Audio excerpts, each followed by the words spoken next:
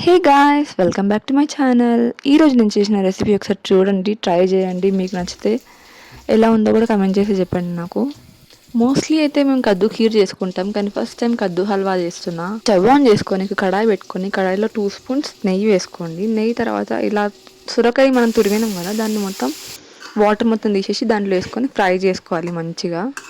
దాంట్లో ఉన్న excess water మొత్తం పోయేదాకా ఫ్రై చేసుకోండి. అండ్ మంచిగా ఫ్రై అయిపోయిన తర్వాత ట్రాన్స్పరెంట్గా అయిపోతుంది. అప్పుడు కప్ ఆఫ్ మిల్క్ యాడ్ చేసుకొని ఆ మిల్క్ కూడా మొత్తం దగ్గరకు అయిపోయేదాకా మొత్తం దాన్ని అబ్జర్వ్ చేసుకొని మొత్తం ఫ్రై అయిపోయేదాకా కలుపుతూనే ఉండాలి. అండ్ దాని తర్వాత నేను 1 కప్ ఆఫ్ షుగర్ వేస్తున్నాను దానికి. అండ్ హల్వా కాబట్టి మాకు కొంచెం షుగర్ అంటే ఎక్కువ ఇష్టం, సో షుగర్ ఎక్కువ వేస్తున్నాను నేను.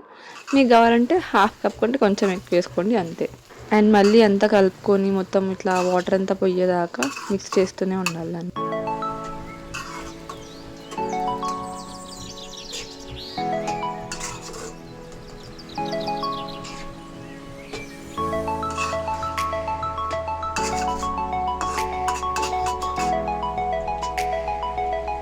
గ్లాస్లో కొన్ని పాలు తీసుకొని దాంట్లో గ్రీన్ కలర్ది ఫుడ్ కలర్ యాడ్ చేసుకోండి.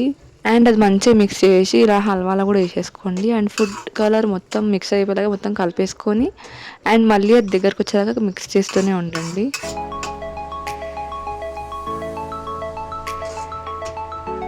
ఇందులో నేను మెయిన్ థింగ్ మర్చిపోయాను, అదేంటంటే డ్రై ఫ్రూట్స్ ఫ్రై చేయడం. సో అందుకని నేను తర్వాత పక్కన ఒక కడాయి పెట్టుకొని చిన్న కడాయి పెట్టేసుకొని డ్రై ఫ్రూట్స్ ఫ్రై చేస్తున్నా.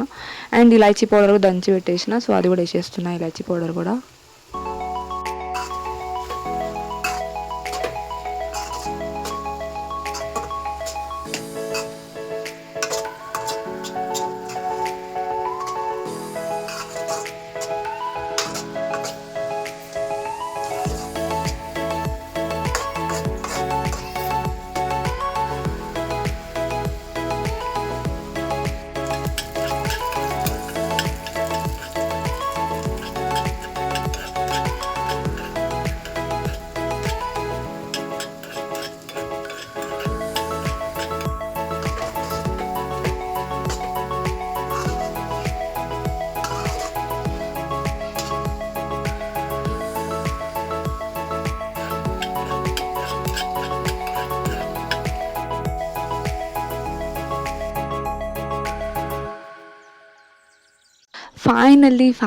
ఫైనల్లీ నా హల్వా అయితే రెడీ అయిపోయింది. ఇంకా టేస్ట్ చేసి చెప్పేసేద్దాం ఎలా ఉందని చెప్పేసి అనుకుంటే నేను ఫోటో తీయడం మర్చిపోయినా. లాస్ట్లో ఎలా ఉందని చెప్పేసి ఓవరాల్ ఫోటో, డెకరేటివ్ ఫోటో తీద్దాం అనుకున్నా కానీ మర్చిపోయినా. అదంతే, ఏదైనా రెసిపీ చేసినప్పుడు తినాలని ఉంటుంది కానీ ఫోటో తీయాలని ఉండదు కదా.